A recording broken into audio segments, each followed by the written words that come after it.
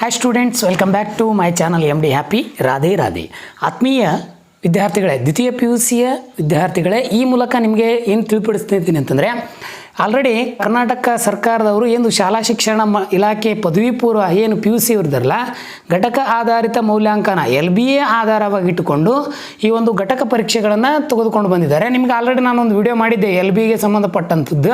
So ಅಲ್ಲಿ ನಾನು ಹೇಳಿದೆ ನಿಮಗೆ LBಗೆ ಏನು SSLCಗೆ ತಕ್ಕಂತೆ ಸಹ ಪಿ ಯು ಸಿಗೆ ಏನಪ್ಪ ಅಂತಂದರೆ ನಿಮಗೆ LBA ಘಟಕ ಆಧಾರಿತ ಅಂದರೆ ಲೆಸನ್ ಬೇಸ್ಡ್ ಅಸೆಸ್ಮೆಂಟ್ ಎನ್ನುವಂಥ ಒಂದು ಕ್ವಶನ್ ಬ್ಯಾಂಕನ್ನು ಕೊಡ್ತಾರೆ ಅಂಥೇಳಿ. ಸೊ ಆ ಒಂದು ಆಧಾರವಾಗಿಟ್ಟುಕೊಂಡು ನಾನು ಇಲ್ಲಿ ತೆಗೆದುಕೊಂಡು ಬಂದಿದ್ದೀನಿ ನೋಡಿ. So second P U C ವಿದ್ಯಾರ್ಥಿಗಳು ವಿಷಯ ಕನ್ನಡ. ಇಲ್ಲಿ ನೋಡಿ, ಫಸ್ಟು ನೀವು ಗಮನಿಸಬೇಕಾಗಿರುವಂಥದ್ದು ಘಟಕ ಪರೀಕ್ಷೆ 1 ಅಂತ ಹೇಳ್ತಾ ಇದ್ದಾರೆ ಇಲ್ಲಿ. ಅಂದರೆ ನಿಮಗೆ ಬಹಳಷ್ಟು ಘಟಕಗಳಿದ್ದಾವೆ, ಎಲ್ಲ ಘಟಕಗಳ ಮೇಲೆ ಪರೀಕ್ಷೆಯನ್ನು ಇಡ್ತಾ ಇಲ್ಲ ಅವರು. ಕೇವಲ ಯಾವುದು ಇಂಪಾರ್ಟೆಂಟು ಜೊತೆಗೆ ಯಾವೆಲ್ಲ ಅಧ್ಯಾಯಗಳು ಸೇರಿಸಿ ಒಂದು ಘಟಕ ಪರೀಕ್ಷೆ ಮಾಡ್ಬೋದು ಅಂಥೇಳಿ ಮಂಡಳಿಯನ್ನು ನಿರ್ಣಯ ತೆಗೆದುಕೊಂಡಿರುವಂಥದ್ದು. ಇಲ್ಲಿ ಘಟಕಗಳನ್ನು ಕೊಟ್ಟಿದ್ದಾರೆ ನೋಡಿ. ಘಟಕ 1 ಪದ್ಯ 1 ಮತ್ತು ಗದ್ಯ 1ರಲ್ಲಿ ನಾಟಕ ಇಲ್ಲಿ ಕೊಟ್ಟೇ ಇಲ್ಲ ಅವರು. ಏನು ಕೊಟ್ಟೇ ಇಲ್ಲ? ನಾಟಕ ಇಲ್ಲಿ ಕೊಟ್ಟಿಲ್ಲ. ಕೇವಲ ಎರಡನ್ನು ಸೇರಿಸಿಕೊಂಡು ಒಂದು LBA ಆಧಾರಿತ ಘಟಕ ಪರೀಕ್ಷೆಯನ್ನು ಇಲ್ಲಿಟ್ಟಿದ್ದಾರೆ. ಆಲ್ರೆಡಿ ಜೂನ್ ಅಂತ ಕೊಟ್ಟಿದ್ದಾರೆ. ಅಂದರೆ ಈ ಹೋದ ತಿಂಗಳಲ್ಲೇ ಆಗಿರುವಂಥದ್ದು. ಸ್ವಲ್ಪ ಮಂಡಳಿ ಕೆಲವು ತಾಂತ್ರಿಕ ದೋಷದಿಂದ ಲೇಟ್ ಆಗಿದೆ ಅಷ್ಟೇ. ಸೊ ನನಗೆ ಬಹಳಷ್ಟು ಖುಷಿ ಅನಿಸೋ ವಿಚಾರ ಏನಂತಂದರೆ, ಮಕ್ಕಳಿಗೋಸ್ಕರ ಮಂಡಳಿಯವರು ಏನೆಲ್ಲ ನಿರ್ಧಾರವನ್ನು ಇಲ್ಲಿ ತೆಗೆದುಕೊಳ್ತಾ ಇದ್ದಾರೆ ಅಂತ ನೋಡ್ತಾ ಹೋದಾಗ, ಸೊ ನೀವು ಇಲ್ಲಿ ಗಮನಿಸೋದು ಬಹಳ ಇಂಪಾರ್ಟೆಂಟು. ಆ ಒಂದು ಎನ್ಯುವಲ್ ಎಕ್ಸಾಮ್ಗೆ ಅನುಗುಣವಾಗಿಟ್ಟುಕೊಂಡು 2026 ಮತ್ತು 27ನೇ ಸಾಲಿಗೆ ಈ ಒಂದು ದ್ವಿತೀಯ ಪಿ ಯು ಸಿ ವಿದ್ಯಾರ್ಥಿಗಳು ಭಾಳಷ್ಟು ಕಷ್ಟಪಡ್ತಿರ್ತೀರಿ. ಕನ್ನಡ ವಿಷಯ ಆಗಿರ್ಬೋದು, ಉಳಿದ ಎಲ್ಲ ವಿಷಯಗಳ ಬಗ್ಗೆ ಅತಿ ಹೆಚ್ಚು ಅಂಕಗಳನ್ನು ಯಾವ ರೀತಿ ಗಳಿಸಬೇಕು ಅಂಥೇಳಿ.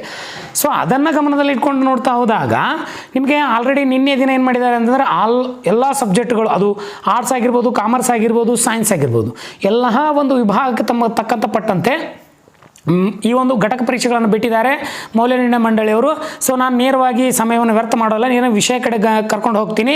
ಇಲ್ಲಿ ನೋಡಿ, ಈ ಕೆಳಗಿನ ಪ್ರಶ್ನೆಗಳಿಗೆ ಅವ್ರು ಹೇಳ್ತಾರೆ, ಈ ಕೆಳಗಿನ ಪ್ರಶ್ನೆಗಳಿಗೆ ನೀಡಿರುವ ಉತ್ತರದಲ್ಲಿ ಸರಿಯಾದನ್ನು ಆರಿಸಿ ಬರೆಯಿರಿ ಅಂಥೇಳಿ ಬಹು ಆಯ್ಕೆ ಪ್ರಶ್ನೆಗಳನ್ನು ಇಲ್ಲಿ ಕೊಟ್ಟಿದ್ದಾರೆ. ಒಟ್ಟು 7 ಪ್ರಶ್ನೆಗಳು ನಿಮಗೆ ಬಹು ಆಯ್ಕೆಯಲ್ಲಿ ಇರ್ತವೆ. ಎಷ್ಟ್ರಿ? 7 ಈ ಘಟಕ ಪರೀಕ್ಷೆಗೆ ಆಧಾರವಾಗಿಟ್ಟುಕೊಂಡು. ಸೊ ನನ್ನದೊಂದು ಸಣ್ಣ ರಿಕ್ವೆಸ್ಟ್ ಏನಪ್ಪ ಅಂತಂದರೆ, ನಮ್ಮ ಚಾನಲ್ ನಿಮಗೆ ಈ ಮಂಡಳಿ ಕೊಟ್ಟಂಥ ಹೊಸ ಹೊಸ ಮಾಹಿತಿಗಳನ್ನು ತೆಗೆದುಕೊಂಡು ಬರ್ತಿರ್ತೀನಿ. ದಯವಿಟ್ಟು ನೀವು ಮಾಡಬೇಕಾಗಿದ್ದು ಒಂದೇ ಸಹಾಯ ಏನು ಅಂತಂದರೆ, ಇನ್ನಷ್ಟು ಅತಿ ಹೆಚ್ಚು ವಿದ್ಯಾರ್ಥಿಗಳಿಗೆ ವಿಡಿಯೋಗಳನ್ನು ಶೇರ್ ಮಾಡಿ ಮತ್ತು ನಮ್ಮ ಚಾನಲನ್ನು ಸಬ್ಸ್ಕ್ರೈಬ್ ಮಾಡ್ಕೊಳ್ಳಿ ಅಂತ ಹೇಳ್ತೀನಿ. ನೀವು ಮಾಡುವಂಥ ಒಂದು ಸಬ್ಸ್ಕ್ರೈಬಿಂದ ಭಾಳಷ್ಟು ಹುಮ್ಮಸ್ಸ, ಇನ್ನಷ್ಟು ಮಾಹಿತಿ, ಕುತೂಹಲ, ನಾನು ವಿದ್ಯಾರ್ಥಿಗಳಿಗೆ ಏನೋ ಒಂದು ಸೇವೆಯನ್ನು ಸಲ್ಲಿಸ್ತೀನಿ ಅಂತ ಒಂದು ನನಗೆ ಏನೋ ಒಂದು ಭರವಸೆಯನ್ನು ಈ ನೀವು ಮಾಡುವಂಥ ಸಬ್ಸ್ಕ್ರೈಬಿಂದ ಗೊತ್ತಾಗ್ತದೆ. ಸೊ ಅದೇನೇ ಇರಲಿ, ಬನ್ನಿ ನೇರವಾಗಿ ಪ್ರಶ್ನೆಗಳ ಕಡೆ ಹೋಗೋಣ. ರಾವಣನ ಎದುರು ಪ್ರತ್ಯಕ್ಷವಾದ ವಿದ್ಯಾದೇವತೆ ಯಾವುದು ಅಂಥೇಳಿ ಪ್ರಶ್ನೆ ಕೇಳಿದ್ದಾರೆ. ನಾನು ಆಲ್ರೆಡಿ 1ನೇ ಘಟಕಕ್ಕೆ ಸಂಬಂಧಪಟ್ಟಂತೆ ಫುಲ್ ಒಂದು ಪ್ರಶ್ನೋತ್ತರವನ್ನು ಬಿಟ್ಟಿದ್ದೆ. ಆ ವಿಡಿಯೋ ಸಹ ಪ್ಲೇ ಲಿಸ್ಟಲ್ಲಿದೆ. ಆ ಒಂದು ಪ್ರಶ್ನೆಯಲ್ಲಿ ಈ ಪ್ರಶ್ನೆ ಬಂದೋಗಿದೆ. ನಾನು ಅದಕ್ಕೆ ಹೇಳ್ತೀನಿ, ನಾವು ಬಿಡುವಂಥ ವಿಡಿಯೋದಲ್ಲಿ ನಿಮಗೆ ಮಂಡಳಿಯ ಆಧಾರವಿಟ್ಟುಕೊಂಡೇ ಪ್ರಶ್ನೆಗಳು ಬಂದಿರ್ತವೆ. ಆಯ್ಕೆಗಳಲ್ಲಿ ಕೊಟ್ಟಿದ್ದಾರೆ: ಬಹುರೂಪಿಣಿ, ಮಾತೃರೂಪಿಣಿ, ಶಕ್ತಿ ರೂಪಿಣಿ, ದಯಾರೂಪಿಣಿ. ನನ್ನದೊಂದು ರಿಕ್ವೆಸ್ಟ್ ಏನಪ್ಪ ಅಂತಂದರೆ, ನೀವು ಕಾಮೆಂಟನ್ನು ತಪ್ಪದೇ ಮಾಡಬೇಕು, ಸುಮ್ಮನೆ ವಿಡಿಯೋ ನೋಡೋದಲ್ಲ. ಯಾವ ಪ್ರಶ್ನೆಗೆ ಯಾವ ಉತ್ತರ ಅಂತೇಳಿ ಕೇವಲ ನಿಮಗೆ ಬರಲಿಲ್ಲಕ್ಕರಿಗೆ ಈ ಆಯ್ಕೆಗಳು ಈ ಏನದಾವಲ್ಲ ಇವನ್ನಾದರೂ ನೀವು ಕಮೆಂಟ್ ಮಾಡಿ ಅಂತ ಹೇಳ್ತೀನಿ. ದಶಾನನ ಎಂದರೇನು ಅಂಥೇಳಿ, ದಶ ಅಂದ್ರೆ 10 ತಲೆ. ಆಲ್ರೆಡಿ ನಾವು ಹೇಳ್ತೀವಿ ರಾವಣ ಅಂತ ಹೇಳ್ತೀವಿ. ಇನ್ನು ರಾವಣ ಸೀತೆಯನ್ನು ಎಲ್ಲಿ ಇರಿಸಿದ್ದ? ಈ ಪ್ರಶ್ನೆ ನಿಮಗೆ ರಿಪೀಟ್ ಆಗಿದೆ ಪ್ರವರ್ಧವನದಲ್ಲಿ ಅಂತ ಹೇಳ್ತೀನಿ. ಸೊ ಇನ್ನು ಸಮಧಿಕಾರಾರ್ ಜಗತ್ತದೊಳಗೆನ್ನು ದೃಚ್ಚುವನ್ನಾರ ಸಮರದೊಳೆಂದು ನನ್ನ ಭುಜದಂಡ ಮನಿ ಶಿಕ್ಷಿಸಿ. ಈ ಪದ್ಯ ಭಾಗದಲ್ಲಿ ನಾನು ರಿಪೀಟೆಡ್ ಹೇಳ್ತೀನಿ ನಿಮಗೆ.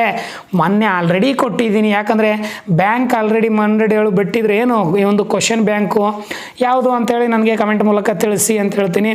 ಇನ್ನು ನೇರವಾಗಿ ವಿವೀಕ್ಷಣ ಯಾರು?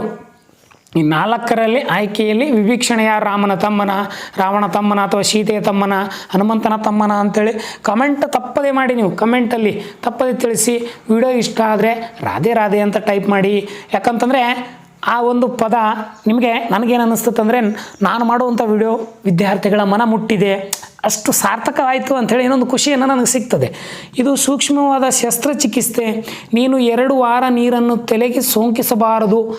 ನೀರು ಬಿದ್ದರೆ ಕಣ್ಣು ಕೆಟ್ಟು ಹೋಗುವ ಅಪಾಯ ಇದೆ. ಇದನ್ನು ಸರಿಯಾಗಿ ನೆನಪಿಟ್ಟುಕೋ ಎಂದು ಡಾಕ್ಟರ್ ತಿಮ್ಮಪ್ಪನವರು ಈ ಮಾತನ್ನು ಧ್ವನಿಸುತ್ತಾ ಏನನ್ನು ಹೇಳ್ತಾರೆ ಅಂತಂದರೆ ವೈದ್ಯರ ಸಲಹೆ ಮತ್ತು ಎಚ್ಚರಿಕೆ, ರೋಗಿಯ ಬಗ್ಗೆ ಅಸಡ್ಡೆ, ವೈದ್ಯರ ಉಡಾಪೆ ಮಾತು, ವೈದ್ಯರ ಭಯಪಡಿಸುವಿಕೆ ಅಂತ ಹೇಳ್ತೀರಿ.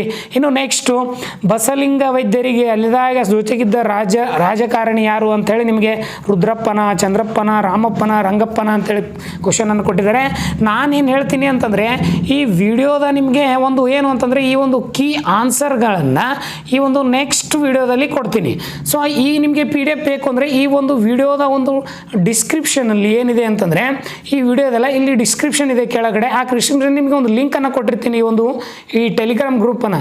ಆ ಲಿಂಕನ್ನು ಬಳಸ್ಕೊಂಡು ಈ PDF ನಿಮಗೆ ಅವೈಲೇಬಲ್ ಆಗಿ ಸಿಗ್ತದೆ. ಎಲ್ಲ ವಿದ್ಯಾರ್ಥಿಗಳು ರಿಪೀಟರ್ ಆಗಿರ್ಬೋದು ಅಥವಾ ರೆಗ್ಯುಲರ್ ಆಗಿರ್ಬೋದು, ಭಾಳ ವರ್ಷಗಳ ನಂತರ ಪ್ರಶ್ನೆ ಅಥವಾ ಈ ಒಂದು ದ್ವಿತೀಯ PUC ಕಟ್ಟಿದ್ರೆ ಅಂಥ ವಿದ್ಯಾರ್ಥಿಗಳಿಗೆ ಅಂತ ಹೇಳ್ತೀನಿ. ಒಟ್ಟು 7 ನಿಮಗೆ ಬಹು ಆಯ್ಕೆ ಪ್ರಶ್ನೆಗಳಿದ್ದಾವೆ. ಒಟ್ಟು 10 ಅಂಕ ಇರ್ತವೆ, 1 ಅಂಕಕ್ಕೆ ಸಂಬಂಧಪಟ್ಟಂತೆ ನಿಮಗೆ ಅದು ಗದ್ಯ ಆಗಿರ್ಬೋದು, ಪದ್ಯ ಆಗಿರ್ಬೋದು, ಈ ವಿಭಾಗಕ್ಕೆ ಸಂಬಂಧಪಟ್ಟಂತೆ. ಇನ್ನು ಮುಂದುವರೆದಂತೆ ನಾನು ನಿಮಗೆ ಬಿಟ್ಟ ಸ್ಥಳಗಡೆ ಕರ್ಕೊಂಡು ಹೋಗ್ತೀನಿ. ಇಲ್ಲಿ ಸುಂದರವಾಗಿರುವಂಥ ಆನ್ಸರ್ಗಳು ಕೊಟ್ಟಿದ್ದಾರೆ ನೋಡ್ರಿ, ಭಾಳ ಖುಷಿ ಆಗ್ತದೆ ನನಗೆ. ಏನು ಖುಷಿ ಸರ್ ಅಂತಂದರೆ ನೋಡ್ರಿ, ಮಂಡಳಿಯವರು ಎಷ್ಟೆಲ್ಲ ಮಾಹಿತಿಯನ್ನು ಮಕ್ಕಳಿಗೋಸ್ಕರ ಏನು ಈ ಒಂದು ತರಣ ವ್ಯವಸ್ಥೆಯಲ್ಲಿ ದ್ವಿತೀಯ PUC ಓದಿರುವಂಥ ಎಲ್ಲ ಮಕ್ಕಳು ಏನೋ ಒಂದು ಒಳ್ಳೆ ಒಂದು ಉದ್ದೇಶವನ್ನು ಇಟ್ಕೊಂಡು ಎಲ್ಲ ವಿಷಯಗಳಿಗೆ ಅನುಗುಣವಾಗಿ ಅತಿ ಹೆಚ್ಚು ಅಂಕಗಳನ್ನು ಗಳಿಸಲಿ ಎನ್ನುವಂಥದ್ದು ಎಷ್ಟೆಲ್ಲ ಒಳ್ಳೆಯ ವಿಚಾರ ಅಲ್ವಾ. ಹಾಗಾಗಿ ಎಷ್ಟು ಒಳ್ಳೆಯ ಮಾತುಗಳನ್ನು, ಎಷ್ಟು ಒಳ್ಳೆಯ ನೋಟ್ಸನ್ನು ಇಲ್ಲಿ ಮಂಡಳಿ ಕೊಡ್ತಾ ಹೋಗ್ತಾ ಇದೆ. ನಾನು ಅವರಿಗೆ ಚಿರಋಣಿಯಾಗಿದ್ದೀನಿ ಅಂತ ಹೇಳ್ತೀನಿ. 8 ಬಸಲಿಂಗನ ಹೆಂಡತಿ ಹೆಸರೇನು? ಸಿದ್ಲಿಂಗಿ ಅಂತ ಹೇಳ್ತೀವಿ. ಬಸಲಿಂಗನ ಕಾಯಿಲೆ ದೇಹದ ಮಟ್ಟದಿಂದ ಡ್ಯಾಶ್ ಸ್ತರವನ್ನು ತಲುಪಿತ್ತು ಅಂತ ಹೇಳ್ತಾರೆ, ಮಾನಸಿಕ ಸ್ತರವಂತ ಹೇಳ್ತೀವಿ. ತನ್ನ ಉಡಾಪೆಯ ಶೈಲಿಯಲ್ಲಿಯೇ ಬಸಲಿಂಗ ಡ್ಯಾಶ್ರನ್ನು ನೋಡಿದನು, ಯಾರನ್ನು ನೋಡ್ತಾನೆ ಅಂತೇಳಿ ನೀವು ನನಗೆ ಕಮೆಂಟಲ್ಲಿ ತಿಳಿಸಿ. ಅದಾ ಇನ್ನು ನೇರವಾಗಿ ನಿಮಗೆ ನಾನು ಎಲ್ಲಿ ಕರ್ಕೊಂಡು ಹೋಗ್ತೀನಿ ಅಂತಂದರೆ ಈ ಪದ್ಯ ಮತ್ತು ಗದ್ಯ ಭಾಗಕ್ಕೆ 2-3 ವಾಕ್ಯಗಳಲ್ಲಿ ಒಂದು ಪ್ರಶ್ನೆ ಇರ್ತದೆ. ನಿಮಗೆ 4 ಅಂಕ ಸಂಬಂಧಪಟ್ಟಂತೆ. ಮೊದಲು ಪದ್ಯ ನೋಡೋಣ. ಹೌದಾ? ರಾವಣ ತನ್ನ ಅಂತಃಪುರದ ಸ್ತ್ರೀಯರನ್ನು ಹೇಗೆ ಸಂತೈಸಿತು? ನಾನು ಎಷ್ಟು ಸಾರಿ ಹೇಳಿದ್ದೀನಿ ರೀ ಪ್ರಶ್ನೆ ನಿಮಗೆ, ಪ್ರತಿ ವಿಡಿಯೋದಲ್ಲಿದ್ದಾವೆ. ನಮ್ಮ ಪ್ಲೇ ಲಿಸ್ಟಲ್ಲಿ ನಿಮ್ಗೆ ಎಲ್ಲ ವಿಡಿಯೋಗಳು ಸಿಗ್ತವೆ. ದಯವಿಟ್ಟು ಇದು ಎನ್ಯುವಲ್ ಎಕ್ಸಾಮ್ಗೂ ಕೇಳ್ತಾನೆ, ಇಂಪಾರ್ಟೆಂಟು. ರಾವಣ ಜಾನಕಿಯನ್ನು ನೋಡಲು ಎಲ್ಲಿಗೆ ಯಾರು ಬಂದನು ಅಂತ ಹೇಳ್ತಾರೆ. ಹೊಸ ಕ್ವಶನ್ ಬಂದಿದೆ. ರಾವಣ ಅಂತಿಮವಾಗಿ ಯಾವ ನಿರ್ಧಾರಕ್ಕೆ? ಇದನ್ನು ಎನ್ಯುವಲ್ ಎಕ್ಸಾಮು, ಮಿಡ್ ಟರ್ಮ್ ಎಕ್ಸಾಮ್ನಲ್ಲಿ ಬಂದು ಹೋಗಿರುವಂಥದ್ದು. ಯಾವುದಾದ್ರೂ ಒಂದು ಪ್ರಶ್ನೆಗೆ 2-3 ವಾಕ್ಯದಲ್ಲಿ ಉತ್ತರಿಸಿ ಅಂತ ಕೇಳ್ತಾರೆ. ಗದ್ಯ ಭಾಗಕ್ಕೆ 2 ಅಂಕ ಇದೆ ನೋಡ್ರಿ. ನಿಮಗೆ ಸ್ಟಾರ್ಟಿಂಗಲ್ಲಿ ಹೇಳಿದೆ ನಾನು 30 ಅಂಕಗಳನ್ನು ನಿಗದಿ ಮಾಡಿದ್ದಾರೆ. ಎಷ್ಟು ಅಂಕಗಳು? 30 ಅಂಕಗಳು ಅಂತ ಹೇಳ್ತೀನಿ. ಇನ್ನು ಬಸಲಿಂಗನ ಅದು ಪುರುಸುತ್ತಿಲ್ಲದ ಕಾಲ ಅಂತ ಹೇಳ್ತಾರೆ. ಯಾವ ಪ್ರಶ್ನೆ? ಆಳವಾಗಿ ಕೇಳಿರುವಂಥದ್ದು. ಸೂತಕವನ್ನು ಪರಿಹರಿಸಿದ ಲಿಂಗಿ ಏನು ಮಾಡಿದಳು? ರಿಪೀಟೆಡ್ ಆಗಿರುವಂಥ ಕ್ವಶನ್ ಭಾಳ ಸರಿ ಬಂದಿದೆ. ಇನ್ನು ನಿಮಗೆ ಇಲ್ಲಿ ಸಂದರ್ಭ ಸೂಚಿಸಿ ಸ್ವಾರಸ್ಯ ಬರೆಯಿರಿ. 3 ಅಂಕಕ್ಕೆ ಒಂದು ಪದ್ಯ ಭಾಗದಲ್ಲಿ ಒಂದು ಕ್ವಶನ್ ಕೇಳಿದ್ದಾನೆ, ಗದ್ಯ ಭಾಗದಲ್ಲಿ ಒಂದು ಕ್ವಶನ್ ಕೇಳ್ತಾರೆ. ಇಲ್ಲಿ ನೋಡಿ, ಉಳಿದವರಳಿಯವೆನ್ನೊಗೆಯುವುದು. ಇನ್ನು ಹಿತ ಚಿಂತೆಯನೇಕೆ ಮಾಡುವಂ ಅಂಥೇಳಿ 2 ಪ್ರಶ್ನೆ ನೀವು ಕೇಳ್ತಾರೆ. ನಿಮಗೆ ಈ ಪ್ರಶ್ನೆಗಳು ಎನ್ಯುವಲ್ ಎಕ್ಸಾಮ್ನಲ್ಲಿ ಬರ್ತವೆ. ನೀವುಗಳನ್ನು ನೋಟ್ಸ್ ಮಾಡ್ಕೋಬೇಕು ದ್ವಿತೀಯ PUC ವಿದ್ಯಾರ್ಥಿಗಳು. ಇನ್ನು ಯಾವುದಾದ್ರೂ ಒಂದು ವ್ಯಾಕರಣ ಸಂದರ್ಭ ಸೂಚಿಸಿ ಸ್ವಾರಸ್ಯ ಬರೆಯಿರಿ ಅಂತೇಳಿ ಗದ್ಯ ಭಾಗದಲ್ಲಿ ಆಪರೇಷನ್ ಆಗಬೇಕು ಪರವಾಗಿಲ್ವಾ ಅಂಥೇಳಿ ಡಾಕ್ಟರ್ ಕೇಳ್ತಾರೆ. ಹೀಗಿರೋ ಕಾಯಕ್ಕೆ ಔಷಧಿ ಕೊಡ್ತೇನೆ ತಪ್ಪದೆ ಹಚ್ಚಿಕೋ. ಈ 2 ವಾಕ್ಯಗಳನ್ನು ನೀವು ಈ ಒಂದು ಸಂದರ್ಭ, ಸ್ವಾರಸ್ಯ ಮತ್ತು ಆಯ್ಕೆಗಳ ಅನುಗುಣವಾಗಿ ಯಾವ ಗದ್ಯದಿಂದ ಆಯ್ದುಕೊಂಡಾಗಿದೆ ಯಾರು ಬರೆದ್ರು ಎಲ್ಲವನ್ನ ನೀವು ಬರೀಬೇಕು. 3 ಅಂಕಕ್ಕೆ ಸುಮಾರು ನೀವು ಎಷ್ಟು ವಾಕ್ಯಗಳಲ್ಲಿ ಅಂತಂದರೆ ಸುಮಾರು ಒಂದು 20 ಲೈನ್ ಇರಬೇಕಲ್ಲಿ ಅಂತ ಹೇಳ್ತೀನಿ.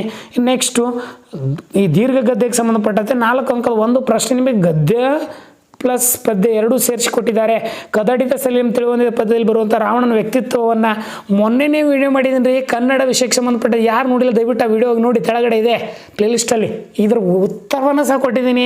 ಇನ್ನು ಕಣ್ಣು ನೋವು ಶುರುವಾದ ಆರಂಭದಲ್ಲಿ ಬಸಲಿಂಗ ಪಡೆಯುವ ಚಿಕಿತ್ಸೆ ಯಾವ ರೀತಿ ಇದೆ ಅಂಥೇಳಿ ಇದು ನಾನು ನಿಮಗೆ ಇನ್ನೊಂದು ಭರವಸೆ ಏನು ಕೊಡ್ತೀನಿ ಅಂತಂದರೆ ಈ ಬಿಡುವಂಥ ಎಲ್ಲ ಪ್ರಶ್ನೆ ಪತ್ರಿಕೆಗಳ ಉತ್ತರವನ್ನು ನಾನು ನಿಮಗೆ ನೆಕ್ಸ್ಟ್ ವಿಡಿಯೋದಲ್ಲಿ ತಪ್ಪದೆ ತಲುಪಿಸ್ತೀನಿ. ನೀವೇನು ವರಿ ಮಾಡೋಕೆ ಹೋಗಬೇಡಿ. ಯಾರೆಲ್ಲ ಕಾಲೇಜ್ಗೆ ಹೋಗಿಲ್ಲ, ರಿಪೀಟೆಡ್ ಅದ್ರಿ, ಇನ್ನೂ ಕಾಲೇಜ್ಗೆ ಹೋಗುವಂಥ ವಿದ್ಯಾರ್ಥಿಗಳು ನೀವು ಆದಷ್ಟು ಇನ್ನಷ್ಟು ಏನಪ್ಪ ಅಂತಂದರೆ ಅತಿ ಹೆಚ್ಚು ಓದ್ಕೊಳ್ಳಿ ಅಂತ ಹೇಳ್ತೀನಿ. ಇನ್ನು ನೋಡಿ, ಯಾವುದಾದ್ರೂ 2 ಸೂಚನೆಗಳನ್ನು ಅನುಗುಣವಾಗಿ ಉತ್ತರಿಸಿ ಅಂತ ಕೊಡ್ತಾರೆ. ಭಾಷಾಭ್ಯಾಸ ಅಂದರೆ ಗ್ರಾಮರ್ ತಪ್ಪಂತೆ. ನಾನಾ ಅರ್ಥ ಅಂತದಂದರೆ ಸಮಾನಾರ್ಥ, ಕವಿ, ಲೇಖಕ. ಇನ್ನೊಳಿದೆ ದೊರೆ, ಅರಸ ಅಂತ ಕರಿತೀವಿ. ರಾಗ ಅಂದರೆ ತಾಳ ಅಥವಾ ನಾವು ಹಾಡಿನ ಲಯ ಅಂತ ಕರಿತೀವಿ. ಇನ್ನು 2 ಪದ ತತ್ಸಮ, ವೀರ, ಪರೀಕ್ಷಿಸು, ಮುಖ ಎಲ್ಲವೂ ಹಳೆಯ ವಿಡಿಯೋಗಳಲ್ಲಿ ಕೊಟ್ಟಿದ್ದೀನಿ. ಇಲ್ಲ ಅಂತಂದರೆ ನೀವು ಕಮೆಂಟಲ್ಲಿ ನನಗೆ ತಿಳಿಸಿ ಅಂತ ಹೇಳ್ತೀನಿ. ಯಾವುದಾದ್ರೂ ಅನ್ಯ ದೇಶೀಯ ಪದಗಳು ಬಹಳಷ್ಟು ಅದಾವೆ. ಮೊಬೈಲು, ಟೆಲಿಫೋನು, ಬಸ್ಸು, ಕಾರು, ನೀವು ಟೆಕ್ಸ್ಟ್ ಬುಕ್ಕು ಇವೆಲ್ಲವೂ ಇದೆ. ಸೊ ಇವುಗಳು ಈ ರೀತಿಯಾದಂಥ ಮಾಹಿತಿ ನಿಮಗೆ ಮಂಡಳಿಯವರು ಈ ಒಂದು LBAಗೆ ತಕ್ಕಂತೆ ಕೊಟ್ಟಿದ್ದಾರೆ ರೀ. ಎಷ್ಟು ಒಳ್ಳೆಯ ವಿಷಯ ಅಲ್ಲ, ನನಗೆ ಭಾಳ ಖುಷಿ ಅನ್ನಿಸ್ತು.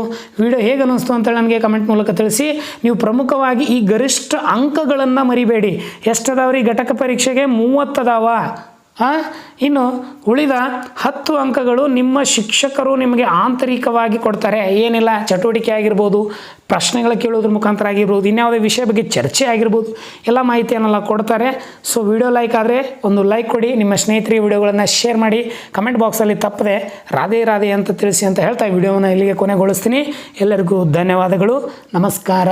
ರಾಧೆ ರಾಧೇಯ.